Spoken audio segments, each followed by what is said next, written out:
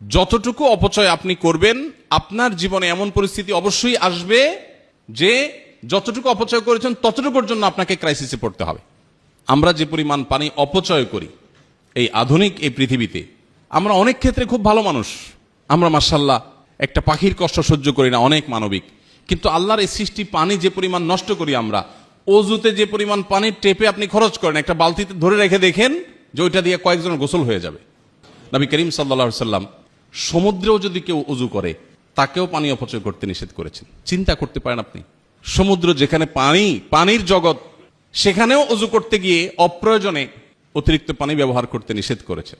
নবীজি সাল্লাল্লাহু আলাইহি সাল্লাম অজু করতেন, ছোট এক গ্লাস পানি লাগতো, এক মগ পানি দিয়ে তার গোসল হয়ে যেত। এটা তার চিরাচরিত অভ্যাস ছিল। এই জন্য শুধুমাত্র এই যুদ্ধ পরিস্থিতিতে না, আসুন আমরা নিয়ত করি, বিদ্যুৎ হোক জ্বালানি হোক, এগুলো ব্যবহারে আমরা সাশ্রয়ী হব, আমরা সংযমী হব, অপচয় করব না, অপব্যয় করব না, চেষ্টা করবো তো ইনশাআল্লাহ।